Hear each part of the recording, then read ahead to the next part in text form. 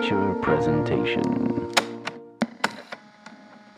What is going on, everyone? Welcome to episode 131 of the Untitled Movie Podcast. I am one of your hosts, Matt Rohrbeck, alongside. He's allergic to tomatoes, but he is tomato meter approved, Eric Merchant. Matt. Ugh. Yeah, we've been having a little bit of a day. I'm using a different camera today too, just because I just don't have the energy to set up my for other the camera. YouTubers. We should specify for the YouTubers, for video watchers only. Everything else should be the same. Our microphones haven't changed quite yet. They will in a few days because it's TIFF time, baby. Oh man, Eric, yeah, your loud sigh already. We've had a little bit of a day, some inside baseball stuff. We're prepping, everyone. It's a couple days before the festival. This will be our big TIFF 22 preview show. It'll mostly be about TIFF. We might talk some Dragon Ball and some other things, obviously, but it's going to be mostly TIFF this episode because we are full force. We've started screening movies. We can talk about a few of them on this show today, even though we will have individual reviews for all of them, as well as kind of like our most anticipated films of the festival, just kind of how it's been so far, I guess, in this little preparation period. But yeah, Eric and I had our ticket redemption today. Eric did his this morning. I have mine this afternoon. By the time you're listening to this, I should have selected my tickets, but we'll see what happens. Yeah, it's hasn't been as smooth as previous years, but it's kind of a little bit expected coming back after, a couple years off of doing a quote unquote normal festival. So Eric had a little bit of a situation this morning, but the Ticketmaster, me, not actual Ticketmaster, came through and helped out. And it mostly worked out, Eric. We're being a little kind of, hyperbolic, but everything's going to be fine. And you know what? Silver lining, we jam-packed our festival with like 5 movies per day and shit and had 36 movies on the docket. If it ends up being 29 and we have a little bit more free time, I'm almost okay with that too. Yeah, I mean, before we started recording, Matt was, kind of calculating the odds and sort of creating a dummy list in case, he needed it for his schedule, because he still hasn't done his window as we're recording. This is at 6 p.m. Happy Labor Day, everybody. And beforehand as well, it was starting to come down stress-wise, but I devoured 10 chicken nuggets, Nice. a small fry, and a large iced coffee in a matter of minutes. So that kind of tells you where I am emotionally. And luckily, Matt was there to talk me down from jumping off of the TIFF ledge, which was very tempting to do, I have to say, because I understand that nothing's going to work 100%, but when you're in a predicament, not only having, logged on and followed the directions, and you're trying to do the best you can, but also paying for a certain amount of this, it kind of feels like there should be some easier roads to navigate online, and Ticketmaster has always been a problem, it seems. Not just for TIFF, but not just for TIFF, but yes.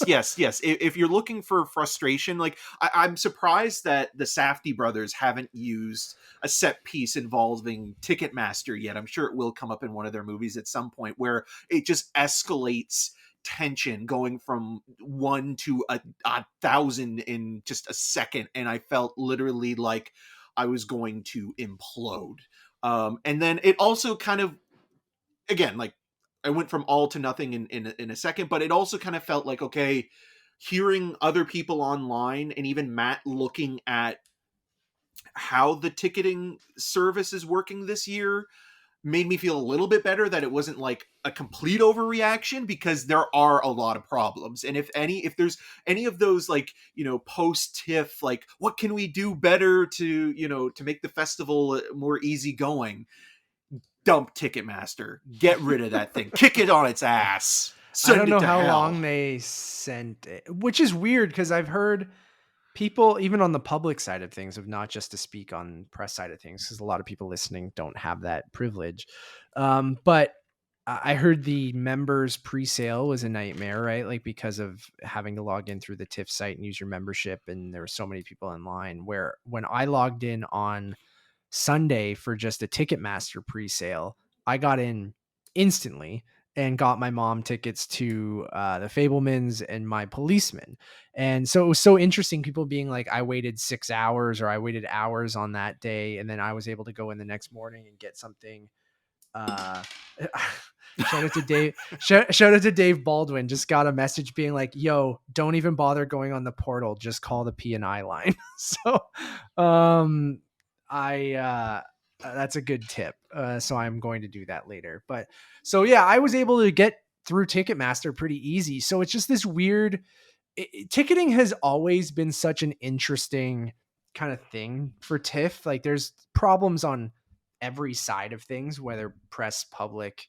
Luckily, again, a privilege we have with press and industry badges is we can go to P&I screenings. So, worst case Ontario, we have to, not go to the premiere and go to a P&I. Oh, poor us. Wah, wah, wah. Like, it's fine. We'll make it work. On the public side of things, it crashes every year. It seems like you have to have a higher and higher membership every year to get the tickets that you want. I don't know. I haven't done public in a long time. Our friend Ryan Hancock has been doing public for the last couple years, and he seemed to get a lot of the movies he wanted because he bought a package beforehand. I feel like single ticket day is always a little bit of a nightmare, where if you have a ticket package, it mostly works out. You might have to see some at the later part of the festival and things like that. But it's always interesting every year. But I got comfortable, right? You get comfortable and then they come back and they're going to get you, right? Right when you start feeling comfortable. Because like the Ghoulies, they get you in the end. Each year with our press tickets, we never, like, this is the first year in recent memory where it kind of went to shit, right? Like, I feel like every year I stress out about it. And every year it's like, oh yeah, we got everything we wanted. Right. And we're very lucky. Right. So like we were overdue maybe. And, it is what it is. I'm going to see Eric, Dave's like, I told Eric too. Eric already, I got it. Thanks, Dave. I appreciate it. Oh, so he said, I was on hold for over an hour, but was able to trade in my vouchers for virtually all the titles I wanted. I told Eric too. So Eric, you might even want to do that. Like as we're recording a live recording. Like, we might even pause this now so you can call. He's like, I was on hold for over an hour, but was able to trade my vouchers in for everything he wanted. Okay, so maybe we should do this now. This is live and happening. I almost feel like we should record this as we're talking. No, but I don't think we should. But we'll be back, everyone. Yeah. And we are back. It's now. We probably sound different. We no longer. You can't see our faces, but it's been a long 24 plus hours. No, less than 24 hours. It feels like more than 24 hours.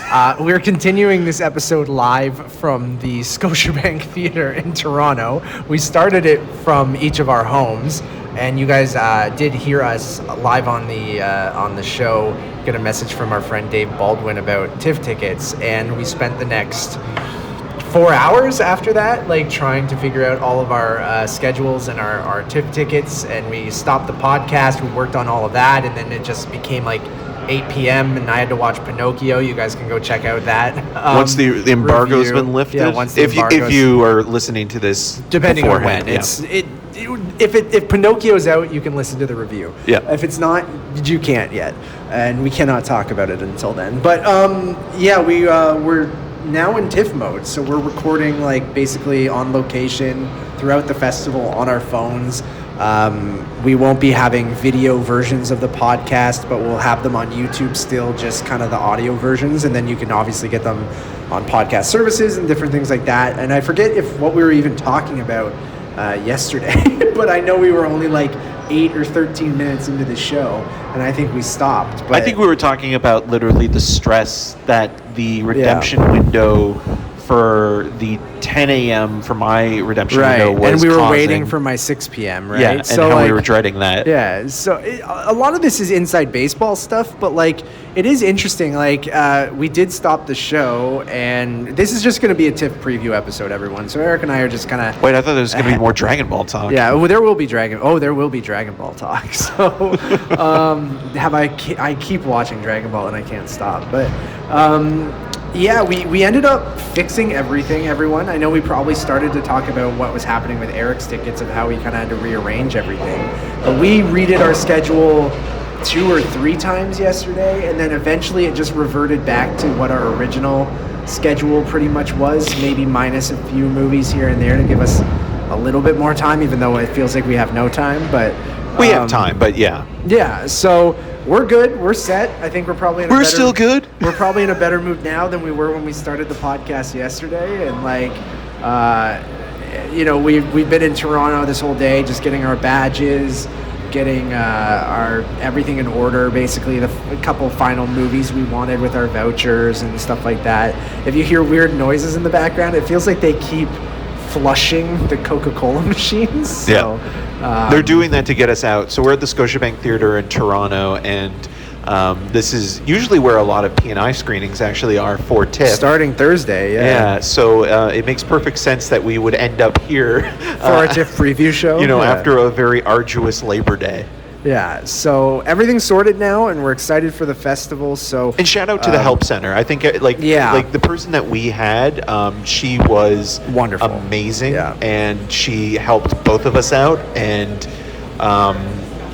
put both of our minds at ease. But I mean, speaking just for myself, like it was amazing to kind of come down from that kind of like twist of pure stress to the point where like I did talk you off a ledge yesterday I was morning. having a panic attack. And like we've never dealt with this before. We also understand we're extremely all privileged. press is going through it this year too. Yeah. But yeah, we are very privileged with the passes we have and different things like that. Yeah. But everyone was going through it. It wasn't just us yesterday. And people are still going through it. Like I wouldn't be surprised if there is an overflow in the P&I screenings because people just don't want to be bothered to change to get their public tickets. Right? Yeah. I think again, I don't know if anyone cares about this stuff because I know we have some press friends that listen to us, but we'll shut up about this. We'll just say that like we did get everything in order. I'd say like tips for this kind of stuff, even on the public side of things, like you just kind of have to roll with the punches and figure out a way to fix things. And if you can't, again, roll with the punches, just kind of adjust, pivot, things like that. Some people have been handling this better than others, and I think you just kind of have to roll with it, man. Like, and we did, and we luckily still stressful though. We luckily, and it took our whole day yesterday. We got behind on recording. We stopped this podcast midway through, not midway, just like at the beginning. So it is what it is, but it was a long ass day, but we got everything sorted out, and shout out to the TIFF ticket team. Like they're working and Dave their Baldwin, asses. as you mentioned. Dave Baldwin. Thank God for him messaging us and just saying go try this, because we got in right under the wire yesterday and got everything done. So I know some people were still dealing with that today. So I know that's TIFF. We were due for something like this, right? Like each year went almost too smoothly. Well, even during the pandemic, like it went relatively easy compared to what a lot of people thought it would be, with kind of the hybrid festival, being online and having an app, and everybody thinking like, oh, is the app or the online version going to crash? Is there going to be a lot of pirating? And there were problems. There always is or are. But at the same time, it wasn't as bad as people were expecting. And this year, kind of coming back to it in full force, you saw a problem, I think, with the way that TIFF and Ticketmaster kind of structured. There's no priority press this year in terms of like the badges, but probably the way that they structured the times, and even on the public side, right? Like I think we were talking about this a little before we stopped, where it's just like that. I did talk about this because on the TIFF Members Day. It was so long ago. It was really hard to get shit, but then I went on the Ticketmaster day and it was okay. So it's this weird, there's always troubles with it, and like you can't sometimes prepare your system for the overload that it gets, but proper testing and proper development will help that. But anyways, we got everything we needed. I'm pumped. This is going to be our preview show. So we've seen a few movies before the festival that we can kind of talk about, but we will do full-fledged reviews, or at least TIFF reviews, capsule reviews, or whatever you want to call them for us. Like, okay, they're not going to be 45 minutes each. They'll be 15 to 20, hopefully. But like, overall, we're going to be reviewing stuff every day as long as we can. We'll be putting up, like I said, the audio versions on podcast services. There'll be video versions on YouTube, but they'll be like a hybrid audio only kind of thing so you can still watch on YouTube, but it's still just audio. And it's going to be busy, man, but I'm looking forward to it. Yeah, same. We've seen about 5 to 7 movies so far, and that's not a lot compared to the before times, or even where we got 10, 15 before the festival. Even like we're almost closing in on a decade now of like doing this kind of like covering it professionally for either movie night or this, and on top of our other jobs that we've done in the past, whether it be Tribute or Rogers, and don't forget Toronto Film Scene. How dare you? You've jinxed this whole episode and the festival.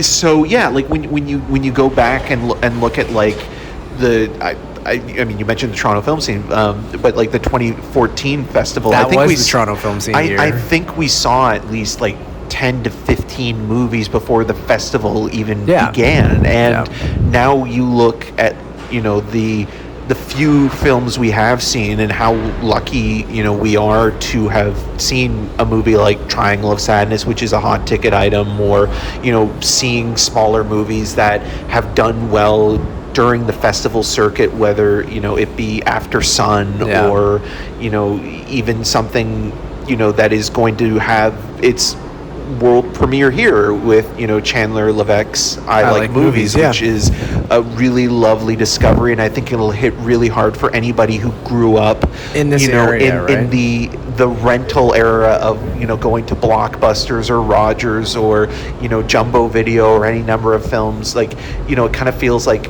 every generation has the end of an era moment. Yeah. And for people that grew up in the early 2000s, with kind of that being the last hurrah of renting movies at a video store and having that communal experience, but also kind of figuring out what you're going to do after high school and thinking that you are, moving on to bigger and better things, but leaving the rest behind. Like there's something really interesting there, and we'll get more into it with the review. But yeah, like it's a nice cross section of releases, and once we really start getting into the festival run and the first couple of days, it'll be interesting to see if there's any kind of like theme or things that kind of connect to movies that share something that have been made in the last couple of years. That's true. There always is kind of a theme throughout the festival where you see a bunch of a certain kind of movie. Sight unseen, we haven't seen them yet, but you look at something like Sarah Polley's Women Talking, or even Darren Aronofsky's The Whale. Both of them seem to have a stage-like quality. So, and then on the opposite side of things, where like something like Triangle of Sadness, we've talked about this with other movies like Everything Everywhere All at Once, maximalist, like it's either quiet and contemplative, or and fucking a sledgehammer to the head. And I think like it's one extreme or the other, and that's kind of where we are as we're slowly reintegrating out of the pandemic and trying to find some new normal, right? No, you're absolutely right. Like we got Florian Zeller's The Sun is also playing, which is based on a play, right? Well, it's his play, it's a playwright. So, yeah, I think you're absolutely right with that, and that is kind of. I mean, I guess that's just almost like a metaphor for what's being put in cinemas right now too, right? Like there's no middle ground anymore. It's just like either the biggest thing or the smallest thing, and it's an interesting spot to be in. But yeah, I mean, I've we were talking to our colleague and friend Pat Mullen when we were walking. We bumped into so many people today already. Yeah. And just talking about it, I'm like, I enjoyed everything that I've seen so far. The more I sit on After Sun, the more I like it. I was kind of tepid on it and you really liked it when we saw it. That's a movie that sat with me longer, and I liked more after I sat on it. Sometimes you need that, though. You need time to really kind of ruminate on appreciate something and think about it. So After Sun was one of those. I saw Moon Age Daydream, which I really, really liked. You haven't seen that one yet. But if you can see that in an IMAX screen or something like that, it's very loud, very in your face. And that also opens on the 16th of September, so it's pretty soon. So that's a movie where it's like, you know, if you have festival FOMO, at least something like that is coming out. The Woman King as well, Pearl, which is something I just got out of earlier this morning, and I think that's going to be an interesting conversation to have in terms of how it compares and contrasts with X. Yeah, because you said it's very different, but yeah, man. So like, I've liked everything I've seen. I really, really enjoyed Triangle of Sadness quite a bit. I don't know if I love Force Majeure and I really like The Square as well, so I don't know where it like ranks in Ruben Östlund movies for me. Yeah, I'll bring this up in the review. Yeah. I think the thing that's keeping me from loving Triangle of Sadness, even though I really do like it, is that there's no emotional connection to it because the characters are archetypes, right? And it's kind of representing the various forms of capitalism. Yeah. And, you know, it's done in a vignette kind of style. So when you're watching it, it's almost like, you know, vignette or skit form, and you're kind of watching these 3 chapters unfold in this story, and they're all kind of using these, you know, players as a form of representation of what, you know, contemporary lifestyle and living is for those on sort of the above, and you know, there are, not to say that the performances aren't good. I mean, obviously the film itself right now is you know, like, it's going to be hard to not talk about Charles B. Dean having passed away, especially because we learned about it as the screening was starting. Going into the screening, literally as it was starting, pretty much, which made it a little bit more... It's not the movie's fault. No, not at all, but it made it a little harder to watch, for sure. But if you like Ruben Östlund's other movies, you will definitely like this. You might not like... I think it might be number 3 for me. Yeah. Same with you. Yeah. But I still really, really enjoyed it. Like, he's a filmmaker where no matter what he makes, I'm absolutely in on whatever it is. He finds weirdly relatable things as well. Like, I think one of the best moments in the film, and it's not really a spoiler, it's just a little thing, is a hotel lamp. Sure. And I'll just say that, where, like, how just little kind of mundane quotidian things where it's like, you've had that experience. It's situational before. comedy, like that. But it's really, I absolutely. But the frustration of something. I did feel like the movie definitely made me feel a little queasy during it. Like, there's a large sequence where we'll get more into it in the review, but I'm like, I think this is it's intentional, but I feel like I also want to vomit. The sound design is incredible, and just that swaying scene. cinematography too. Is just or some of the food that's being served and how it jiggles. We'll save it for the review, but it's definitely, it might be a hard ticket to get, but it's definitely worth your time. And that will also be opening soon as well. And I think it's getting a fairly wide release. I mean, at least in Canada, it opens, I believe, on October 7th. And in the U.S., Neon has it. Canada has it. Elevation has it in Canada. Elevation Pictures, who, you know, was a sponsor of the last episode of In the Seats that we did. You guys can check out now. Yeah, if you want like a more detailed sort of like run through of all the films that are playing and stuff like that. But of the small grouping of films that we've seen, I wouldn't say that there's anything that I've seen that's necessarily bad. It's just one of those things where it's like I wouldn't necessarily, other than for me with After Sun, that there's nothing maybe I would be like, you know, this is something that you have to see at the festival. Yeah, like go right try away. to seek it out. Yeah, kind of thing. I'm kind of with you, which is like, you know, I think TIFF in a nutshell for me is a lot of like, that was good, right? Like, and that's fine. That's totally fine, because I feel like with the amount we see, I find 10 movies I really like, and then another 10 movies that I think are pretty good. and then another 10 movies I'm indifferent on, and then 5 movies that I don't like at all, right? So Yeah, Holy and Spider being one of those films that's kind of middle of the Yeah, road, right? Where which- like it's a fairly conventional, almost like procedural, journalist procedural, police procedural. But I think what's most interesting is sort of it's looking at it from the point of view of Iranian culture. Yeah. And we'll get more into that when we do the review, but just thinking of that, Again, not the a bad movie director at all, but of like- Border, yeah. there are moments where, that dark sense of humor kind of peaks out, but it's not as maybe extreme as, a sequence of 2 trolls fucking. So, like you have to have your I didn't even expectations vibe in with check. Border, but Border was one of those TIFF movies that A like, unique experience. Yes, and I was just exhausted at that point. Yeah. It was just I was not in the mood for that movie. Not that it was, but I'd take something like that that's a little bit more interesting and doing something different or weird. Yeah, right? and having But, that like, director as well doing an episode of The Last of Us, right? I think Or 2. I think, but that's awesome, and not a bad movie at all. Like it was engaging, and I enjoyed it, but it's kind of, like you said, it's. I don't know if I'll ever think about it again, or I'm not telling people to go rush to go see it. And I don't mean to sound like this is like an insult to the writing or the film itself, but it is one of those movies where it's like, I think you could recommend it to sort of, what's the word I'm looking for? Just kind of like my parents? Well, because I like, always go to my parents almost because I'm like, they watched Everything Everywhere All at Once, Right. And my mom really liked it. My dad was like, "It was an interesting movie." the bleakness is off-putting, but like again, it almost feels like an episode of Law and Order SVU. Yeah. A little bit. But yeah, I think what else did we see that we can talk about? I think that's everything. Yeah. So we have some other screeners and stuff we'll get to, but we'll just review those during the festival. And on top of that, I've been watching a lot of Dragon Ball in between stuff. So You're at Cell now, man. yeah, I'm at the Cell Saga. There'll be no time codes for this episode. I'm sorry, just because so you just got to listen to me talk about Dragon Ball and stuff if you wanted to skip over it. But no, I'll skip over Dragon Ball because this is a TIFF preview show. But I am watching. I can't stop, Eric. I just can't. Remember last episode? I was like, I'm gonna stop. You're gonna stop at the end of Frieza, and I'm not gonna watch it until after TIFF.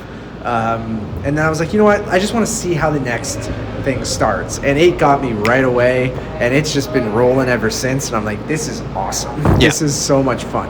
Like introducing the androids and Cell and his origin story, and it's just so much fun. So I'll shut up now, but like that's where I am at Dragon Ball Z. But, well, how it's also connecting back to the Red Ribbon Army too, right? which is, man, that's what I mean. Like going back to Dragon Ball, like I'm so glad I watched Dragon Ball. Yeah. Because the Red Ribbon Army stuff, like you get it when you watch the show, and if you've only seen Dragon Ball Z, you're like, okay, they mentioned Goku almost took them down before, but they're this thing. But like I having Dragon Ball and all that context of what the Red Ribbon Army is, what they were trying to do before, and stuff like that, like I think adds so much more even to this. And it's that my favorite kind of anime storytelling thing of bringing things back from way in the past, and characters coming back and factions coming back and all this stuff, and it's like coming back from the dead or whatever. Like it's all so silly and ridiculous. You gotta kill the root, right? Yeah, it's so much fun though. I'm like all in. But back to TIFF. I don't know how we want to go about this. Like we've already talked a lot about like our most anticipated and things like that, and we did mention at the when we came back that we got everything we wanted. Everywhere All at Once. Which I'm wearing that A24 shirt right now, my Everything Everywhere All at Once shirt. What is we've got everything we wanted now. Our schedules are set. Like, what is the thing you're most excited for during the festival, you think? I mean, it can be a press screening in the IMAX theater. It could be a premiere. Yeah. It could be whatever.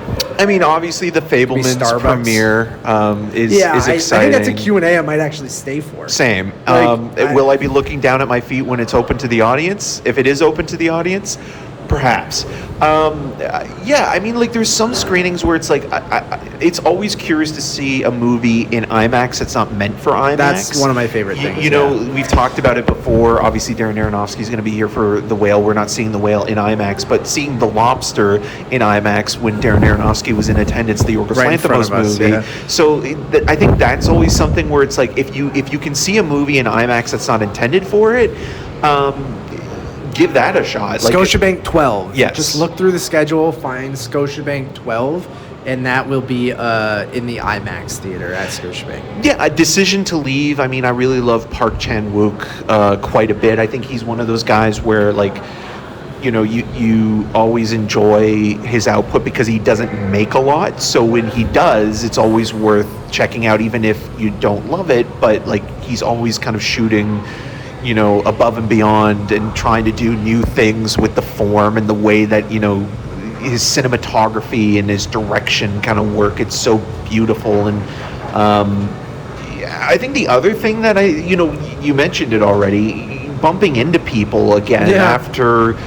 what is basically now 3 years and kind of coming back to an in-person festival setting, there is something that is kind of nice about seeing people that you only really sort of have any relationship online with throughout the course of the year, if any at all. Yeah. And then talking to them and catching up with them. And again, it's surface level to an extent because it's just like, you know, how are you? Blah, blah, Nothing blah. wrong with that. But it's sharing kind of like, oh, what have you seen? What are, you know, you most interested in? Like we're talking about now, but it just kind of like hanging out for a little bit. And that's kind of been missed in those last couple of years. Yeah, I totally agree. Like, we're not, you know, me and you keep to ourselves a lot of the time. Yeah, we're not extroverts in that way. We don't mingle all that much, but like, well, you're not even single. Nope, not anymore. Married man.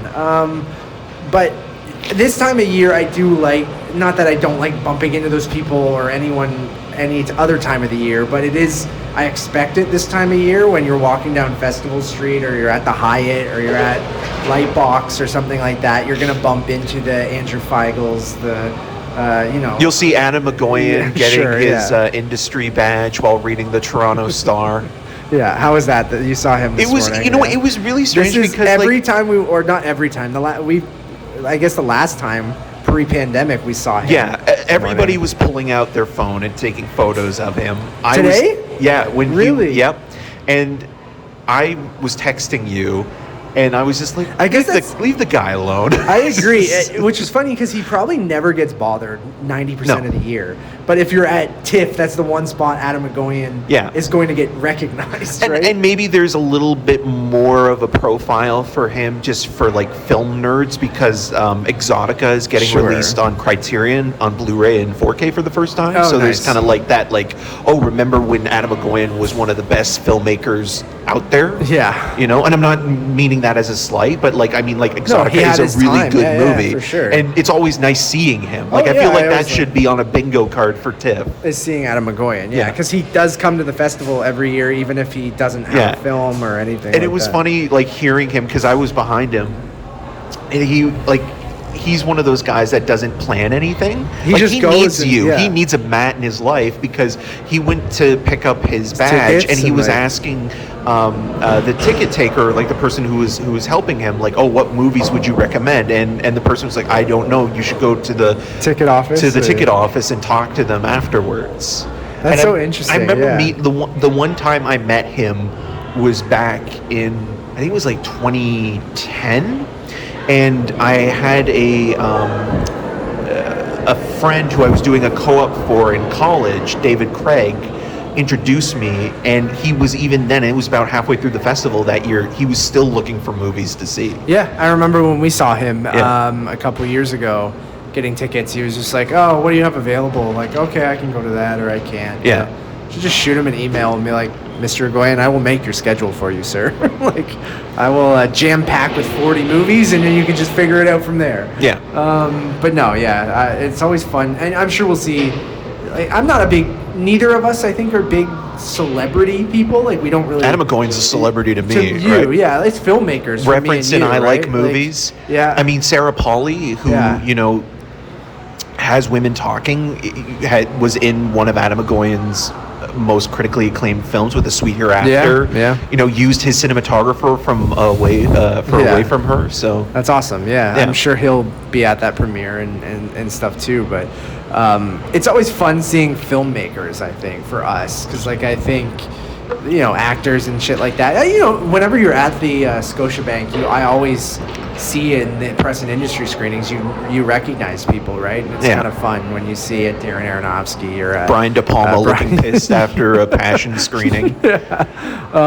Who else? What's his name? Andy Serkis. I remember seeing last festival or a couple festivals ago. I remember James Cromwell after the screening of The Artist, just kind of like leaving with the rest of the crowd. And he's a very tall guy, and like everyone kind of coming up to him and him being very patient, and like even me, I went up to him and said, big fan of LA Confidential. Yeah, I love that. And like it's like some of that is a lot of fun, and I do feel that there is a certain amount of I mean, obviously I mentioned there wasn't with people taking photos of Adam McGoyan with a Toronto Star newspaper, but like just taking photos of him sitting there reading the newspaper. No, he was standing in line, and people were kind of doing like that, pulling out the phone and kind of trying to make it look casual.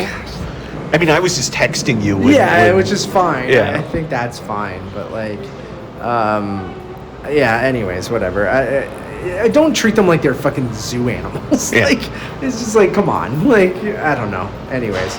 I'd say the IMAX thing, I always get excited. Like, I'm excited for the Royal Alexandra this year.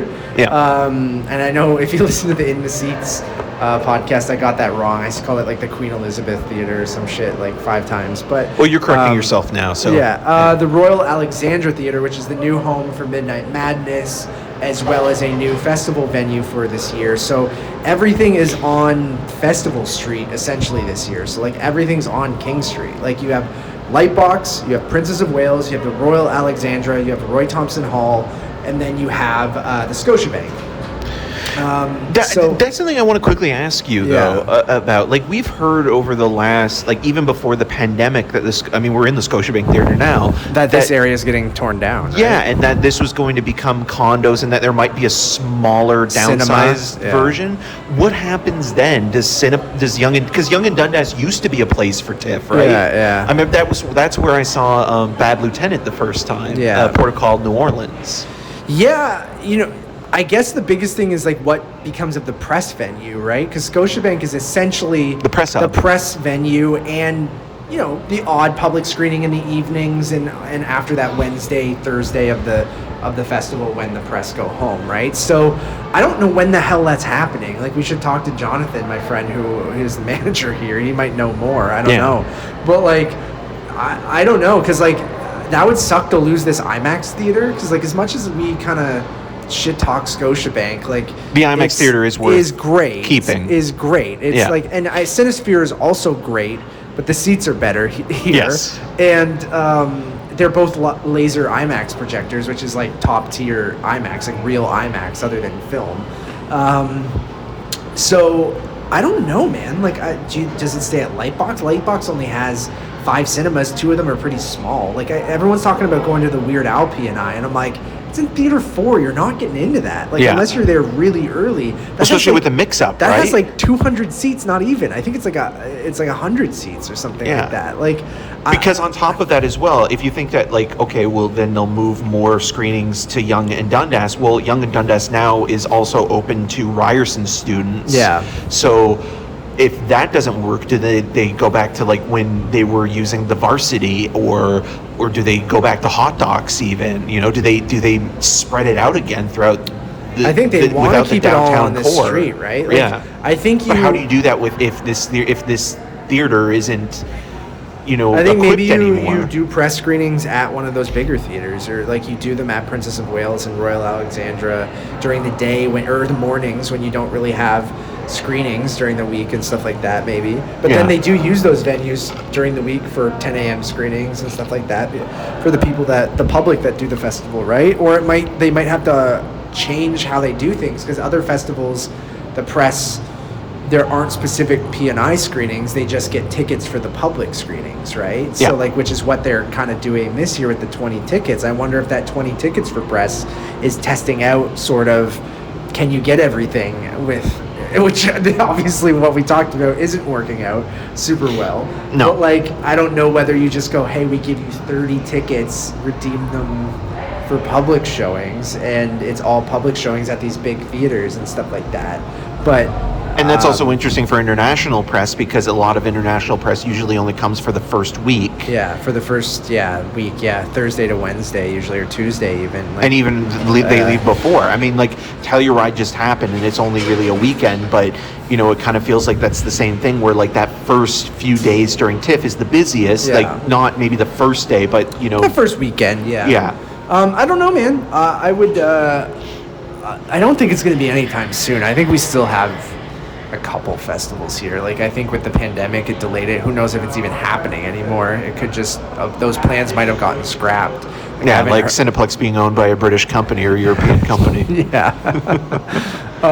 So I have no idea. But, yeah, you know, the venues are always interesting. Because, like, no Elgin or Winter Garden this year.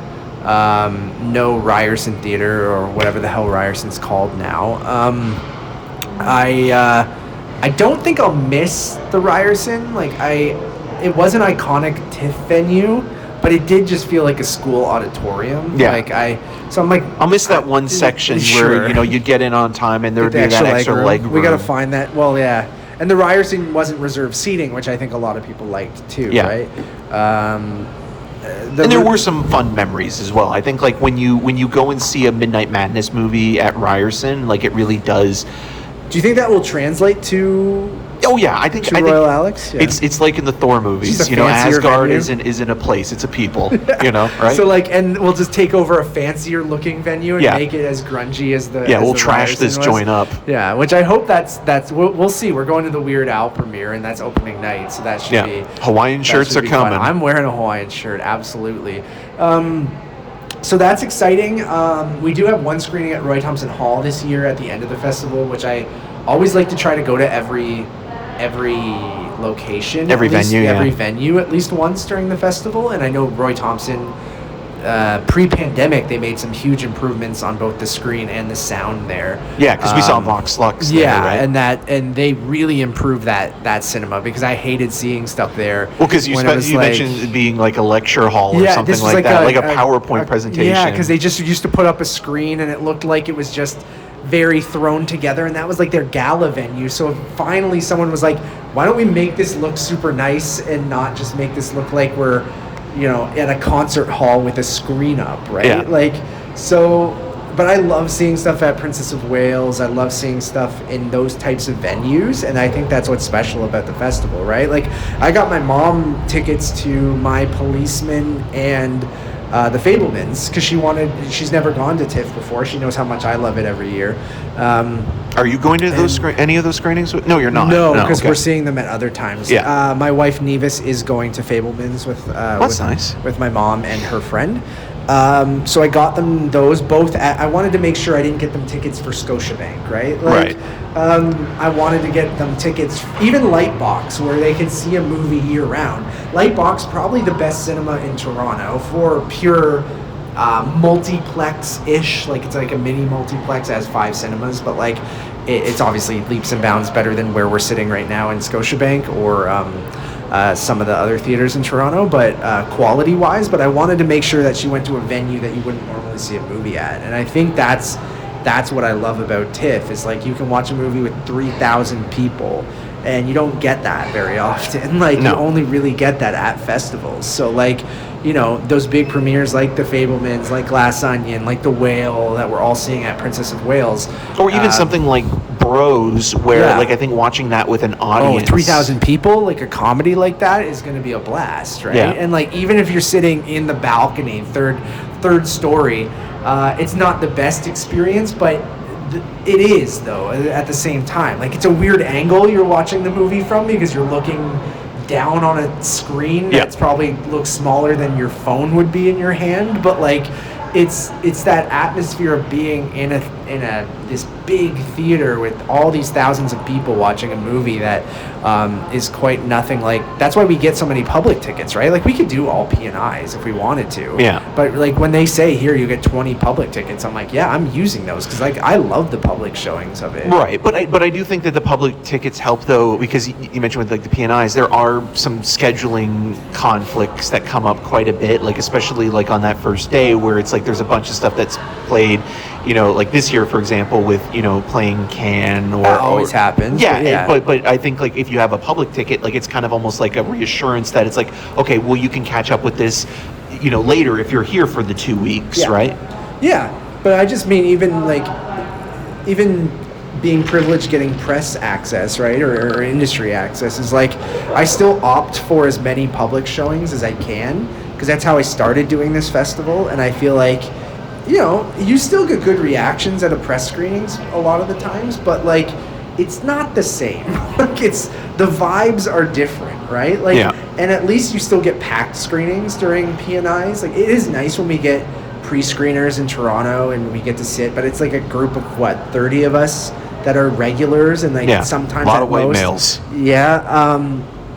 A lot of people are regulars, and then during TIFF you might get some people you don't normally see, so it ups it a little bit. But like the press, that's why like I love going to Marvel's screenings through Disney, but like I do miss that opening night crowd. I feel like it does add an element to it, right? That you do miss from press screenings. And yes, first and foremost, you are reviewing the film. You're not reviewing how the audience reacts or the experience. To it, or the experience. But I kind of think that is part of it, right? Like, or it does help a movie, and I think that's how. Especially if you don't like it, right? Like if you don't like it, but you can see how other people react do, to it, you can't just necessarily like, you can still be critical of the film, but like you can understand that like, oh, there are people here that are enjoying this, and when you're watching it with just critics, it's harder to gauge something that is meant to be a crowd pleaser, right? Like something, again, like Bros, where like that movie feels like it is going to do very well with the public, and TIFF is one of the few film festivals in the world that,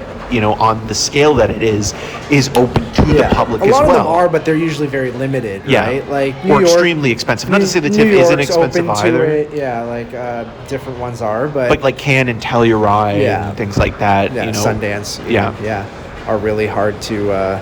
They're only, even Telluride, like I think it is technically open to the public, but it's just for the like rich people that live in that area mostly. I think like who are like patrons and stuff like that. So as the ice machine. I mean, but people would argue TIFF gets more and more elitist and harder to access and stuff. Oh, it is. I mean, we talked about the priority press thing and like how like even though it's not happening this year on the Taylor badge. Swift stuff this year, right? Like, that's something we haven't really talked about at all. Which is like, that is weird to me, because like it's good for TIFF in the sense of like it's people will buy tickets. People are going to be. It puts a spotlight on it. Scalping tickets. But it's strange because like Taylor Swift does have a movie coming out, the problematic David O. Russell's Amsterdam. Will anyone ask her about that?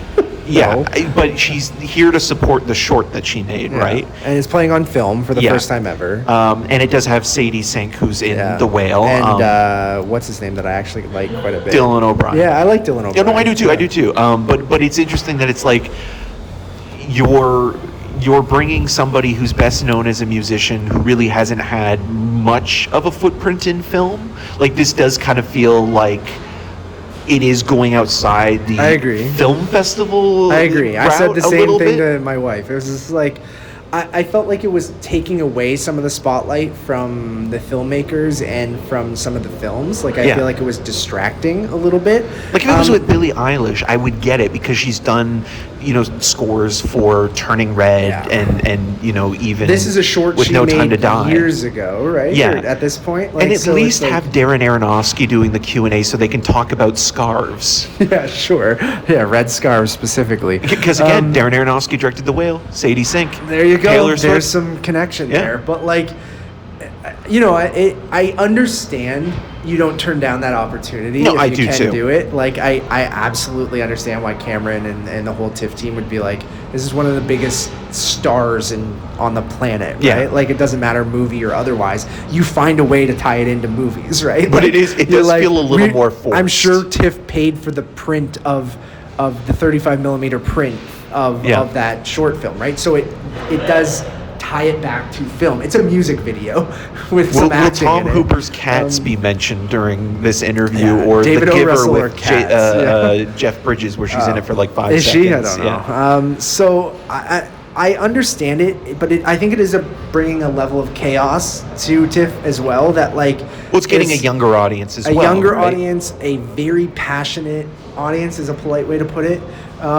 Where I think people who aren't used to the festival experience and getting tickets at the festival, as well as like, a concert, if she plays Rogers Center or even Scotiabank, has minimum 20,000 seats, maximum 60,000 seats, like at Rogers Center, 50,000, where, okay, you have a pretty good chance based on how much money you want to spend, how much time you want to put into it, that you can get tickets to that concert, right? TIFF Bell Lightbox 1 has 500 seats, and those would go instantly for that. And these people online who are Swifties are saying like, we're gonna line up to try to get rush tickets, all this stuff, and I'm like, that's not happening. Like, if you don't have a ticket, we saw them. I showed you a photo today that they were reselling for $2,500 a pop for one ticket, and that's confirmed sold for that price. Yeah. Well, there's also one film critic who I don't even want to call him a film critic. He'll remain nameless. I'll show you the tweet afterwards. I screenshotted it. Who was so pissed with the way that the window worked, the redemption window, that he's trying to scalp the Fableman tickets and sell them off to people in the second half. Is it just joking or no? I don't think so, man. Yeah, I don't know. But I don't. But I'll show you the tweet afterwards. I'll look at it because it doesn't seem like it's a someone joke. I know. Yes, it's someone with a bad reputation. Sure. Interesting. We'll talk after this, but the Taylor Swift thing is interesting. I get it, but I'm staying the hell away from Lightbox that day. Yeah, I mean, like between Taylor Swift and Harry Styles, like they are really trying to get a younger demographic on top of also enticing, film lovers as a whole, with someone like Steven Spielberg coming in to show something that's very personal and the first time he's ever had a film that he's directed play at the festival. So they're hedging their bets in a lot of ways, where it's like, we want to again, talking about maximalist cinema, we want to maximize the amount of people that are interested, and we want to kind of like tackle all those demographics, right? With the young people that will take photos of Harry Styles in Dunkirk, Terry Swift. Did that ever happen to you? Because that happened at one of my screenings of Dunkirk, where Harry Styles fans. At least we're going to the phone. P&I of my police. Yeah, because I could only imagine what that premiere is going to be like. But it shows you where it's like, okay, like it's. Did they confirm if he's coming or no? Who knows? I don't care. Neither. Is he going to spit on someone? We'll find out. Did you see that they came? Chris Pine's rep came out and was like, "That's ridiculous. He didn't spit on him." No.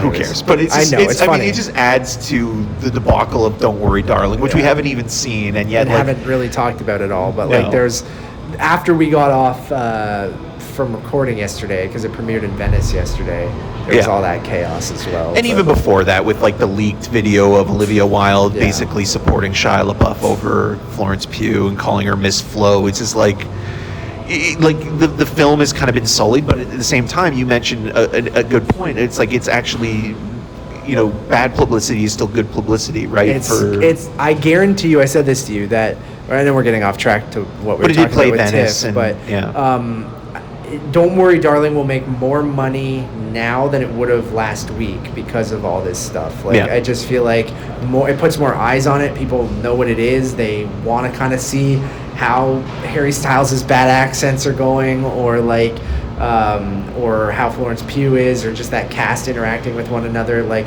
I feel like it puts more eyes on it, and it will make more money than it did. So I think, Warner Brothers, of the two movies they have coming out this fall, they're probably like, whatever, who cares? Like, I know it's messy, but like, as long as the movie makes more money than it would have, then they don't. I'm sure they don't really give a shit. But like, it's getting not great reviews and stuff. But I think that even adds to the allure of it. I feel like they're like, well, it's like a car wreck, right? Bad? You can't help but look at it as you're passing by. Yeah, you're like, all this nonsense involved in it, and it's a bad movie, or not objectively bad, but it's not getting great reviews. That like, it makes it kind of more intriguing. So, but now I can kind of see why it didn't play TIFF either, right? Like, given the not that TIFF TIFF programs a lot of not great stuff either. But well, no, I don't think the quality. I think even more adds so into the it, but, like, turmoil yeah. of behind the scenes, and like one thing that TIFF does really kind of want is they want the premieres of films, but they also want the filmmakers and the actors and the people that have made those movies to be in attendance. That is a part. So if they of, knew that, like, kind of, Florence Pugh's not doing press, she would show up for a premiere, but if it's premiering at Venice, she probably wouldn't show up for the premiere here if it was a North American premiere or whatever. Yeah.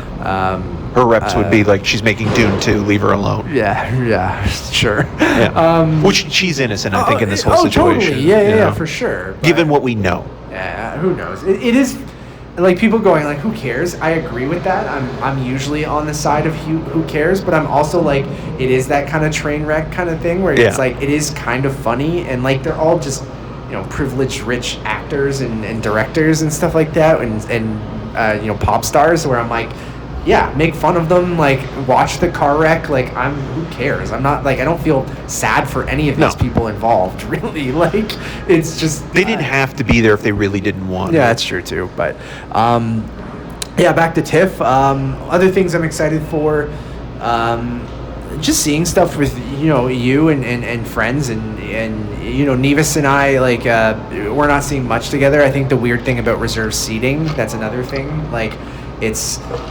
You can't see things with people that often, because if you all buy your tickets separately or get your tickets separately, you all sit in weird random spots. So, there are those kinks, and that goes on the not the band, side, the Kinks, on the public side too, where it's like you have to coordinate so much with your friends and family and all this stuff if you want to actually sit with people. You can't all buy your own separate tickets anymore. And, like, I like reserve seating, but, like, for people who have listened for a long time know that, like, Eric and I are both aisle guys, and I have to go to the bathroom so often. Like, I've been holding it in on this podcast even, because it's not like I'm at home where I can just run to the bathroom. I like the aisle because I don't like bothering people, like, in the middle of a movie, and I have just the weakest bladder of all time. TMI. But you're saying this, and you have a bottle of Gatorade and iced coffee and a water. Yeah, and they're large. I think that I am my own worst enemy. I constantly need to be, like, drinking hydrated? Something. Yeah. And during TIFF, that slows down because I know I don't want to go to the bathroom that often, so I, like, only drink when necessary. But you also do consume a lot of caffeine, which is necessary for the festival, because once you get to, like, day 4 or 5, and you've only had maybe, like, 10 hours of sleep in total, and you need that. And then I'm also claustrophobic a little bit, where I don't like being trapped somewhere, and I often feel trapped when I'm in the middle of a giant row at a movie theater, where I feel like it's partly my anxiety of not wanting to bother people to get up, and just, like, an aisle seat gives me that safe exit if I ever needed to get out, not in, like, in a weird violent way or anything like that, but just if I feel like I don't want to be there anymore, or if I need to go to the bathroom or something like that. So the reserved ticket things, especially now, randomly music. Oh, that's coming from the movie, from Bullet Train? I think so. Which is ironic, because we had during the screening of Triangle of Sadness. No, that's Spider-Man. It's the more fun stuff version. Oh, great. Isn't it? Yeah. But anyway, so with the Bullet Train thing, which was funny, there was a couple that by accidentally came into the wrong screening and thought it was Bullet Train, and it was Triangle of Sadness. Yeah, they were in for a shock. They came in at an interesting time of that movie as well. Anyways, going back to the reserve seating. So, like, I'm dreading looking at where my seats are and then seeing I'm in the middle of, like, a 50. Like, some of those rows at the Princess of Wales or at Royal Alexandra are, like, long-ass rows with, like, 50 seats. And if I'm, like, at 25 right in the middle, I'm like, oh, no. You are trapped. I'm trapped. Because they are also no leg room. So if you need people to get up, everyone's got to stand up for you, right? Yeah. And that gives me so much anxiety. Well, we were talking about anxiety today with even pooping? just, going to the bathroom in a Starbucks, right? And being afraid of, like, being the one... washroom, and whether or not the door's properly locked. And I know it's like, just who cares? Like, if you gotta go, you gotta go, or whatever. Like, people, like, sorry, if you're mad at me that I gotta get up, tough shit. Like, literally. So, like, it's just, it's just this weird internal anxiety that I always have, where I'm like, I hate making people do things that they don't want to do, or I think they don't want to do, or making people, inconveniencing people or something like that. I'm always that person who's like, I don't want to bother them or whatever. Yeah. And then that's why I like an aisle seat, because then I'm like, I can go to the bathroom 5 times. Who gives a shit? Like, literally. Yeah. So that's given me a little anxiety. I've looked at where our seats are, but I haven't overanalyzed like where they are exactly. I don't want to, just because like I just want to take it day by day and just kind of like live in the moment. Yeah, sure. I think it causes less stress that way. True. I'm not. Again, we're very privileged. I'm excited for all of this. Yeah, stuff. we're talking about seat placement. Yeah, like we got premieres to The Fabelmans, Glass Onions, The Whale, Decision to Leave. No, we're doing a press screening. We're doing a press screening. We got lots of all your premieres and favorites. stuff. Yeah, but it's gonna be fun, man. Anything else you want to talk about? Like, no, I think like we're probably the most coherent we're going to be during this festival right now. Or no, I mean the festival's not on yet, but like it basically is. I mean we're wearing our badges like a couple of cool guys. Absolute losers. I mean you have a bag, but like I was afraid to like leave it in my wallet because like or your pocket falls out. Did I tell you my wedding ring I'm still getting used to wearing? Yeah. So when I take it off frequently when I like wash your hands, wash my hands and stuff like that, and I put it in my pocket, wash my hands. I should put it back on my ring finger. Sometimes I forget. I went to the barber's the other day, and I had a panic attack because I washed my hands and I didn't think about it for a while, and I was sitting getting my hair cut and I reached into my pocket and it wasn't there, my wedding ring. I was sweating, dude, and like freaking out internally, and I was like, Dexter, who's my barber, he's great. I'm like, also name your cat. Yeah. I'm like, I think I lost my wedding ring. I'm like, I need, he's like, do you want me to go check the couch over there? Because he knew I was sitting over on the couch waiting to get my haircut. And I was like, could you please, like mid-haircut, stop and go look over there? And then he went over and he picked it up and it was in like the crack of the couch. And I'm just like, oh my God. Now, did he put in that blue liquid afterwards for you? No, he didn't. That would have been good. I don't know what that would do to this, but probably nothing. Anyways, I forget what you were gonna say. Well, it was just I think overall, like like it's exciting to kind of do this and kind of get back into in-person screenings again, and this is like I wouldn't be surprised if we're feeling a little rusty kind of doing this. And like I think the one thing I am a little bit, I mean, I'm gonna have Advil, like that's one of the things that you suggested to have, but Tums and Advil are the things I'll keep in my backpack. Yeah, the one thing I've noticed in the last couple of years before the pandemic was that like I always have problems with my knees for sitting and like sitting and standing, because you're sitting so long, right? And like there's a flare up there, so. And especially that goes back to the aisle seat. I like to stick my legs out in the fucking aisle, like because we're old now, where it's just like my knees cracking and fucking stiff after these things. So yeah, I'm with you. You gotta almost train yourself to sit in a fucking chair for 10 days straight, essentially, right? And watch multiple movies per day, which we haven't been doing a lot of that. Yeah, so. Mentally it's gonna be interesting, right? Like we kind of saw maybe 2 a day leading up for some of the screenings and stuff like that, which was nice. Yeah. To kind of dip our toes back in, but those 4 or 5 movie days, I think we only have like a couple of those, but I think we're pretty good in terms of like pacing ourselves. Like we do have some times in between a couple hours, 4 or 5 hours where we can record and do different things, get some food, take some fresh air and look at the sun for a minute. Not like directly obviously, but like just kind of like decompress, basically. Absolutely. Well, I'm excited. Thank you all for listening or watching on YouTube. I know it's kind of a weird episode where we did half and half, but Eric and I were just chilling, wanted to get this episode out as a TIFF preview, talk about some of the films we've seen, some of the ones that are coming up. We're going to be covering all of the biggest films from the Toronto International Film Festival.